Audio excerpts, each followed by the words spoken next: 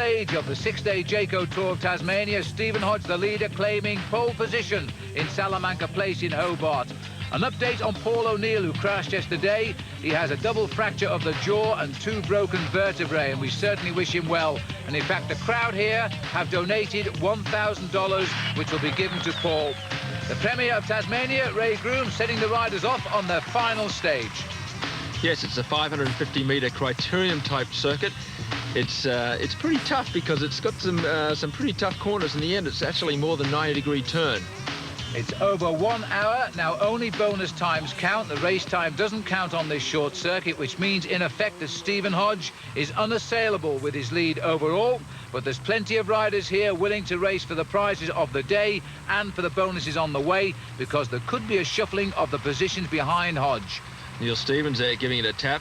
Bit of a disappointing week for him. He missed out the first day, but at least he's giving it a go in the final criterium here. Well, the small frame of Neil Stevens, I think, will be suited to this course. It wasn't to everybody's liking. It's a very tight circuit indeed, and they're going to have to be very vigilant, because a crash now would end all of their hopes after 6 days of riding. Yeah, Neil, although he's a great climber, last year we all remember him doing so well in the Skill Engineering Bay Classic, where he won, I think it was 3 stages, and was really dominant in circuits such as this. I think it's fair to say that he has not recovered completely from the virus he contracted over Christmas, but of course it's a long year, and let's hope for him it culminates in a ride in the Olympic Games. Certainly Stephen Hodge is going to be dreaming of a place in Atlanta now, because he's working very well. This is the first time bonus sprint, and it looks to me as though David McKenzie's still got sharp legs here. He needs the points to run out as winner of the King of the Sprints competition. He gets maximum there of 3. Neil giving it another dig here, trying to stretch out the field. It really looks like it's breaking up a little behind. It does indeed, and 1 or 2 of the top sprinters are trying to get up here, like Robin McEwen. And this is Stephen Hodge, who realises it's time to get into the thick of the action too. Hodge, as the race leader and potential now race winner, is beginning to hurt the race. He's gone clear, and it's McKenzie who has gone after him and caught him. So 2 men in the lead. Now there's 3. It looks like Glenn Mitchell's up there, looking out for Hodge, I guess. Well, this is amazing to see the race leader go out and attack. Kelvin Martin leading the best of the rest here, which is about 20 riders left in that big bunch. But now we have the first and second overall in this race, Glenn Mitchell and Stephen Hodge, and with them the King of the Mountains and the King of the Sprint leader, David McKenzie. 3 very strong riders that should cause a lot of consternation, and it has. Quiney attacks directly, followed by Tristan Preem by the looks. Well, my goodness me, what they've done with that attack is they've thinned the race down to a handful of riders here at the front, and these are the cream. The rest of the field, in fact, have been pulled out of the event at this stage because they've been lapped. They'll be given a calculated time for the whole 6 days of racing. But now we have the riders in for the big sprint for the final day's prizes. And there's some great riders up here now as they start to wind up for the finish. That's Henk Vogel's trying to put all the bad luck behind him. But David McKenzie's come at him again with Glenn Mitchell. McKenzie's going to make it 3. Mitchell is just up behind him, but the win was for McKenzie. The overall goes to Hodge. It couldn't have finished better for me. I won the time trial and I won the overall classification. You know, there are no team tactics in time trials. It's purely, you know, your strength against the clock, and it's the best indicator of cycling prowess I think that there is. They call it the race of truth for a very good reason. So on both those fronts, it's been a real success coming here to ride the Tour of Tasmania. And well done to Stephen Hodge, but the stage result first. Stage win number 3 for David McKenzie, getting in ahead of Glenn Mitchell, and Henk Vogels at last in the frame. Overall, though, Stephen Hodge got the victory. He hasn't won a big race here in Australia since 1994. Mitchell finishes in 2nd place, and Chris Denham, a rider to watch for the future, he finished 3rd, and Damien MacDonald was 4th.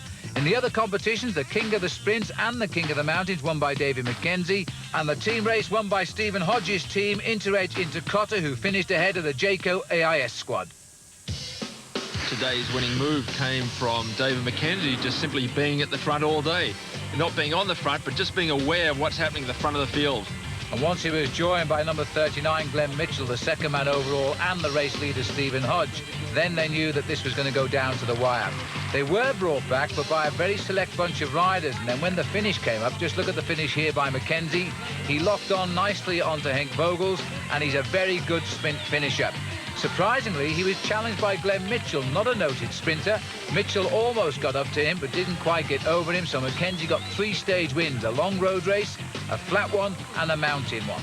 Today I still had to defend the points jersey. I only had a 1-point lead going into the criterium, so I couldn't just sit up and say, oh, well, I've had 2 stage wins and let's forget about that the rest of the tour, you know. We still had a job to do, and the tour's never over until it's over, so we gave it 100% today, and, you know, I'm just happy I won. And the sun came out at last in the Tour of Tasmania. The rider on the left of the picture here, Henk Bogues, at last claiming a place on the rostrum. All smiles. That's more than he could say of him all week when he punctured every day. His final finishing position was only 28th. The man who surprised everybody and impressed everybody, David Mackenzie. He had his fair share of awards throughout an excellent week of racing. A nice smile there from the Minister of Tourism and Sport and Recreation, Peter Hodgman, and the winner of the race. You'll always get a nice smile from Stephen Hodge. He loves winning. He'll now return to Europe, where he'll captain the Festina team, an Andorra-based team, which is a little city, principality rather, sandwiched between Spain and France. I think we'll see him in the Tour de France, and I think we'll see him in the Olympic Games. So the Jayco Tour of Tasmania brings to an end the Summer of Cycling series for another year. The island of Tasmania itself not turning on the weather in style, but there's no doubt this is an island built for big-time bicycle racing, and it really is one of the most beautiful places in the world. I think what we've noticed here most of all this year with the series is that it hasn't been dominated by one person, unlike last year, Phil. Yes, Neil Stevens showed us in '95 that it is way above everybody else's level. This year's been quite a bit different. Yeah. I think the VIS White Pages squad has shown us that they're a very complete team. One rider that's really impressed me in particular is David Mackenzie. He showed us he can sprint, he showed us he can climb, and yet he's still not on the squad. That's true. Mackenzie is not yet on the Olympic shortlist, and indeed I wonder if he ever will be. The man that won the race is Stephen Hodge. We've got Damien MacDonald, we've got Matthew White, Brett Dennis. They all performed very well, but a number of the Olympians at the moment are lacking a little bit of fitness. David Mackenzie now goes to Spain to continue his summer over there, and maybe he'll force his own place into the Olympics in Atlanta in July. We'll know soon. For Phil Anderson, I'm Phil Liggett saying goodbye.